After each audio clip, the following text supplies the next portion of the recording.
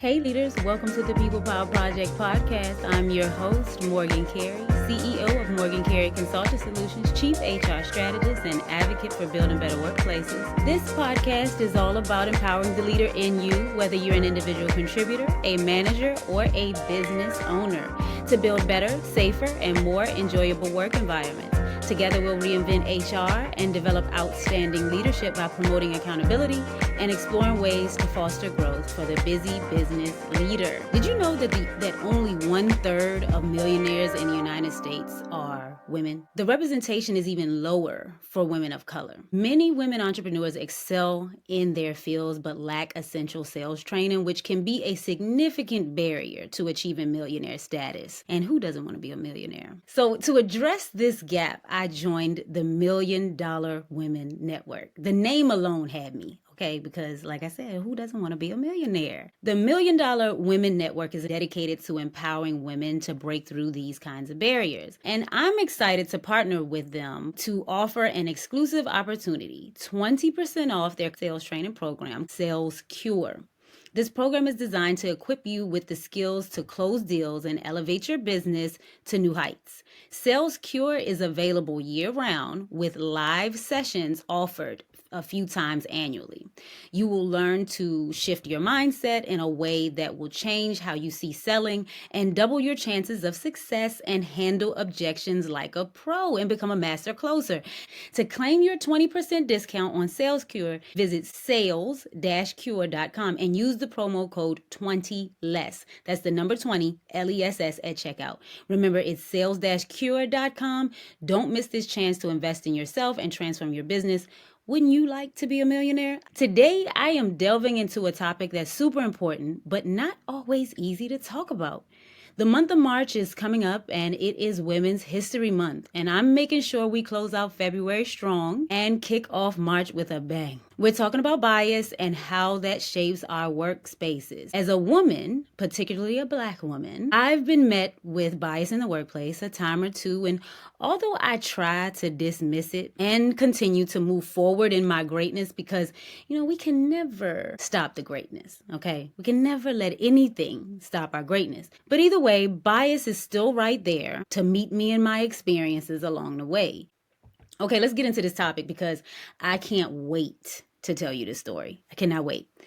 There was this one time in my employment history that I was in a business meeting. I presented some survey data from employees. They were evaluating some decisions that were being made by leaders. And so the data was feedback from employees that suggested that the leaders' current strategy on whatever they were doing wasn't really working as well as they thought it was working. And so I'm in this meeting. I presented the information clearly, calmly, professionally, and I was really just presenting to the leaders what I thought they needed to know. I presented what the survey was presenting to me, right? I didn't have any kind of emotional stake in this information at all. The information wasn't from me. It was from other employees. And so I was thinking that the information would be useful to the leaders as they continue to strategize and make any adjustments toward better leadership, which ultimately helps us have better working environments for the employees, right? After all, that's what we want. So, it seems I was wrong. Instead of engaging in productive dialogue, asking questions, and showing up collaboratively in this particular meeting, one leader immediately dismissed my work. They discredited my survey findings because they said it wasn't enough numbers in order for it to be considered data. And then they said it wasn't really that bad because only a few people had negative feedback. But that's not even what stood out to me the most. It wasn't the disagreement, because people disagree, right?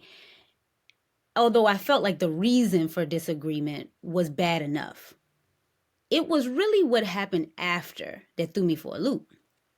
A few days later, I received feedback that one of the leaders from the meeting reported that I was mean in the meeting, I was disrespectful, and I was attacking other people in the meeting. So remember I said I didn't really have an emotional stake in this data at all. I was really just presenting the data so we could improve together as a team. So let me be clear. There were no crosswords, there was nothing like that exchange, no voices raised, and in my opinion, no aggressive tone. I essentially felt like I was just doing my job. So you can imagine like my surprise when I received the feedback that I was attacking, mean, and disrespectful. I was completely floored and with no clue what they were talking about. I didn't know what they were talking about at all. This experience that I'm describing reflects really a bigger issue that many Black women face across this country. When we are intelligent, articulate, confident, and assertive, we often get labeled as aggressive, too bossy, disrespectful. And it's really not about what we said, but it's about how people feel because we're the ones saying it. It's something about hearing it from us that causes all kind of disruption. And really it's a reflection of the insecurity and bias, whether it's conscious or unconscious, which the insecurity and bias, these are just fancy words for ego. When people don't work through their own insecurities or fears of being challenged, they just project those feelings onto others, which creates a toxic work environment. It discredits hard work, which I just described to you. It stifles innovation because once you do that, people don't want to share anything with you anymore, right? And it drives talented people out of the workplace. And we need to be trying to keep people in the workplaces, especially talented people, because that's what this podcast is all about. It's all about building better workplaces so we can keep the talent, right? This topic during this time that I'm talking about today is extremely important, and I feel like I would be negligent if I left it out as we approach Women's History Month. There are 4 ways that insecurity gets in the way in the workplace. There's many ways, right? But I'm going to talk about 4 ways. Let me put it like that. The ones we're going to focus on today, starting with one we're already talking about, bias and stereotyping. Insecure leaders may use stereotypes to discredit other people, especially individuals from marginalized groups. I just gave you an example of a story of how this happens to Black women all across the country. We get labeled as being aggressive. It's got to stop. Other ways insecurities show up: undermining others. Insecure individuals may sabotage colleagues or dismiss valuable contributions. I mean, I just told you I gave what is considered data. It might not have been quantitative data, right? But it was data nonetheless to give contributions on how we could improve things. And in that particular meeting, at that particular workplace, I was dismissed, right? It was dismissed, and I guess it was dismissed because it was me. They didn't like how I was saying it, right? But maybe it was because the way the information I was giving made them feel, right? And so what insecure people will do is kind of dismiss the information so it can make them feel superior or more competent. It'll also show up as defensiveness and avoidance. Instead of embracing constructive feedback, what insecurity does is tell us to avoid and shut the conversation down. I don't want to hear this anymore. You said what you needed to say. It may show up like that. You said what you needed to say. Thanks. But not really addressing what it is that you said, because addressing what you say makes them feel worse. It may show up as blaming and scapegoating. Insecurity leads to shifting the blame. So no matter what you say, the insecure person that you're talking to is about to say, well, you did this and you did that, because all they can feel is blame coming from you when really all you're doing is talking about what happened. Okay? Insecurity does not allow people to take responsibility. So accountability almost is non-existent with an insecure person. Insecurity can be a silent but destructive thing in the workplace, right? When employees or leaders operate from a place of fear and self-doubt, it just manifests in damaging behaviors. It destroys trust and collaboration. So if you're trying to build an environment where you collaborate, it's so easy for us to say, yeah, let's have an environment of collaboration. I want to make sure you trust me. Like, these are great buzzwords, but that's the what. And you know I don't like to give you the what without the how. How are you going to get there? Well, first you have to acknowledge that a lot of the distrust is built because people are insecure. We got a bunch of insecure leaders out here walking around like they know what they're doing. And they may know what they're doing in content, but the insecurities that drive them every single day is just eroding the workplace from the inside out. So again, we got the what. Now for the how. How do we improve this? And is it even possible to improve this? Because we're talking about this behavior with adults, okay? Not children, not in the stages where you're usually developing. By this point, you are in your career. And so usually by the time you're in a career at this stage, you're an adult, a fully developed adult, we would hope. But what you need to do is recognize and address the insecurities. This is essential for creating a healthy and driving workplace environment. So can it be done? I think so. For some, they're going to be a lost cause. You're going to just have to realize that this is who they are and this is who they will be. And if you are the victim of them projecting their insecurities, then you got to do your best to try to avoid or deal with that. And we'll talk about how to do that more to come. But if you are the person that is projecting your insecurities and you recognize yourself in some of the things that I've said here, that's great, because one of the first steps is to become self-aware. People have got to start becoming aware of who they are. Practicing mindfulness to help you become more aware is really helpful. This will help you get in tune to your own thoughts and actions, and it'll help you see how you show up in all spaces, not just at work, but at home, in your relationships, in your friendships. This is key. This can help you interrupt your negative patterns before they escalate and before they turn into you pushing people, good people out of your life, good workers off of your team. Cut it out. Okay? Cut it out. You have to acknowledge and reflect. Take time to identify your insecurities. And I know this is hard. It's easier said than done, but recognizing your insecurities is going to be a game changer.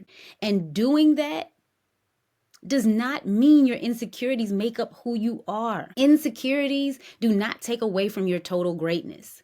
If you do one thing wrong, it doesn't make you a wrong person. You are not your mistakes. If you can learn to hear what I'm saying, internalize this, adopt this mindset, you will be way ahead of the curve. Way ahead of the curve when it comes to stopping your ego, your insecurities in their tracks when it comes up, so you can eliminate negative reactions. And now I want you to never stop learning. Never stop learning. Invest in personal and professional development so you can begin to feel more competent about yourself and in your role. Confidence and competence, they come with deep understanding, self-mastery, and skill building. And the only way you're going to be able to do this is to continue to learn. Never stop learning. If you understand that you are always learning, then you will welcome feedback. You will welcome it. And you will know that anything negative only serves to make you better. Any negative feedback, anything that you learn that you need to improve on, it's only there to make you better, not to tear you down. All you have to do is open yourself up to receive the lessons. And I know I said it like it's so easy. All you have to do, but only you can do it. You need to deal with what's stopping you from opening yourself up, figure out how to open yourself up, and it's going to be a game changer for you, your team, your life. Okay. And if you need help, get some therapy. I believe in therapy. I believe in coaching. If insecurities feel overwhelming, if you feel overwhelmed by what I'm saying because this may be you, you might need to talk to somebody. Working with a therapist or a coach can offer support and strategies for growth so you can go ahead and move forward. If you don't move forward, you're going to be stuck right where you are. If you're already a leader, prepare to stay right there. If you do not want to deal with your ego and insecurities that are showing up in the workplace. All right. So what if you're not the person that's projecting these insecurities and you're the one on the receiving end? What do you do if you're on the receiving end of insecure behavior at work? If you find yourself dealing with someone projecting their insecurities onto you, here are some steps that you can take. I'm not saying that these always work, but they definitely help. Try not to take it personally. This is a big one for me. It's hard for me. It's really hard for me. If I'm being transparent, I'm looking when somebody's talking to me, but projecting their insecurities, I'm like, you talking to me? Who exactly are you talking to? You talking to me, right? So I try not to take it personally because you have to remind yourself that their behavior has nothing to do with you. Most of the time, when however somebody is reacting to you, negative or positive, really has nothing to do with you. It has everything to do with them. Negative reactions towards you, their behavior, negative behavior towards you usually stems from their insecurities, and it has nothing to do with your worth or competence. And so if you realize that, and if you're on the receiving end of somebody's insecure behaviors, if you recognize it has nothing to do with your worth and it has everything to do with how they feel about themselves, then it's a little bit easier for you to process. It still doesn't feel good though, and it is very damaging. So boundaries is the second thing you need to do. Boundaries are super important. It's not your job to change people. Not your job to change people. So it is your job to set boundaries for yourself so you can take care of yourself. Boundaries are so super powerful.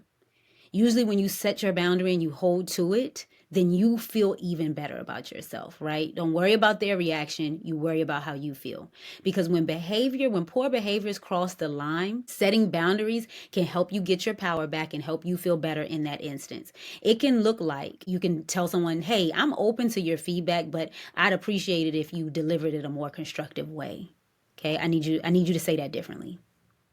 Right? Those are the two things that you can do to help combat when you are on the receiving end of insecurity, but also just recognize that some people, it's just simple. It's really simple. Some people this is who they are, and this is how they're going to be, and it doesn't have anything to do with you. For individuals on the receiving end of these accusations, the toll is significant. It can create stress, self-doubt, and burnout, and it forces many of us to constantly adjust our tone, choose our words carefully, second guess ourselves, and that's just stressful all by itself, right?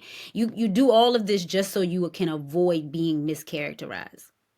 For the leaders, if you are the one dismissing other people based on your personal insecurities, that means you as a leader are going to miss out on valuable insights and opportunities to grow. So remember I said a few minutes ago, if you are being insecure and projecting your insecurities on people and you don't want to recognize your part in poor interactions with people, then just be prepared to stay right where you are.